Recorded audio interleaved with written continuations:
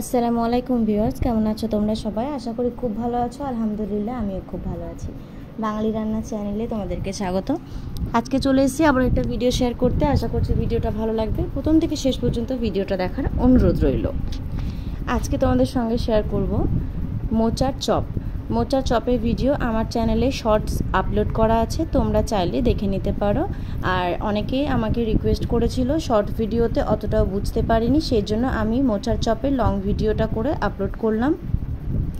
এর জন্য প্রথমেই দেখছো মোচাগুলোকে কিন্তু খুব ভালো করে বেছে ছোট ছোট করে কাটতে হবে। এরপরে হালকা লবণ দিয়ে একটু পানি দিয়ে সিদ্ধ করে নিয়েছি আমি। এরপর এখানে কিছু গুঁড়ো মশলা অ্যাড করব, যার মধ্যে প্রথমেই রয়েছে পেঁয়াজ, কাঁচা লঙ্কা কুচি। এরপর এখানে দিয়েছি একটু কালো জিরে, তারপরে দিয়ে দিচ্ছি পরিমাণ মতো হলুদ, একটু জিরে গুঁড়ো, আর এখানে দিয়েছি একটা ম্যাগি মশলা। তোমরা এখানে ম্যাগি মশলার পরবর্তীতে চাট মশলাও দিতে পারো কিংবা গরম মশলা গুঁড়ো ব্যবহার করতে পারো। এখানে আমি দিয়েছিলাম হাফ চামচের মতো দারচিনি গুঁড়ো, তারপরে দিয়েছি 1 চামচ পোস্ত, আর এবারে এখানে দিয়ে দিচ্ছি পরিমাণ মতো বেসন।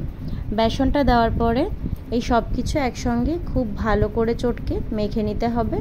এই কাজটা কিন্তু হাতের সাহায্যেই করতে হবে, হাত দিয়ে সব থেকে ভালো কিন্তু মেশানো যাবে।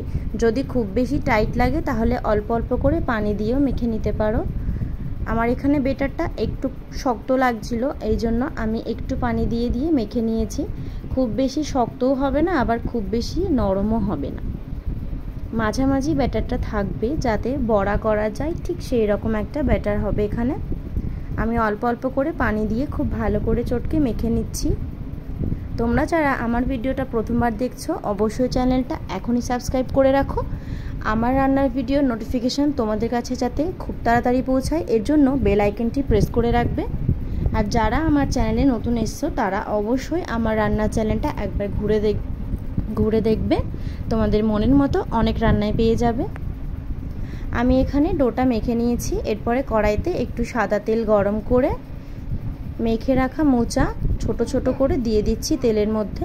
তোমরা চাইলে এটাকে বিভিন্ন রকমের শেপ দিতে পারো, সেই জন্য কিন্তু একটু এখানে কর্নফ্লাওয়ার বা চালের গুঁড়ো ব্যবহার করতে হবে।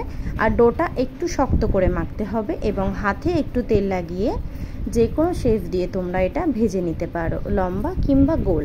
আমি এখানে সাধারণ বড়ির মতো করেই ভেজে নিয়েছি, এই জন্য এখানে খুব একটা আমার সময় লাগেনি, খুব তাড়াতাড়ি হয়ে গেছে। তোমরা যদি চাও এটা বিকালে নাস্তার জন্য সার্ভ করতে পারো কিংবা দুপুরবেলা গরম ভাতের সঙ্গেও সার্ভ করতে পারো।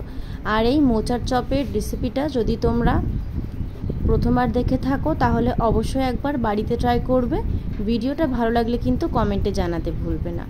তোমরা যদি অন্য কোনো রেসিপি দেখতে চাও অবশ্যই আমাকে কমেন্টে জানিও, আমি তোমাদের সঙ্গে শেয়ার করার চেষ্টা করব।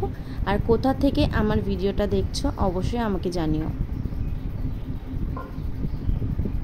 এপিট ওপিট লাল লাল করে খুব সুন্দর করে ভেজে নিতে হবে, একটু সময় ধরে ভাজতে হবে। গ্যাসের ফ্লেমটা মিডিয়াম টু লো রাখতে হবে, না হলে কিন্তু উপর থেকে মোচাটা পুড়ে যাবে আর ভিতর থেকে সেদ্ধ হবে না। আমার এখানে প্রথম পর্বটা ভাজা হয়ে গেছে, আমি তুলে নিয়েছি। এরপরে শেষের বড়াগুলোকেও আমি একইভাবে ভেজে নেব। এটা ভাজতে কিন্তু খুব বেশি সময় লাগেনি, খুব তাড়াতাড়ি হয়ে গেছে। অবশ্যই তোমরা একবার বাড়িতে ট্রাই করে দেখো। আর আজকের ভিডিওটা কেমন লাগলো কমেন্টে কিন্তু একদম জানাতে ভুলবে না। আবারও চলে আসবো তোমাদের সঙ্গে কাল কিংবা পরশু অন্য কোনো রেসিপি নিয়ে। সেই পর্যন্ত সবাই ভালো থেকো, সুস্থ থেকো। আল্লাহ হাফিজ।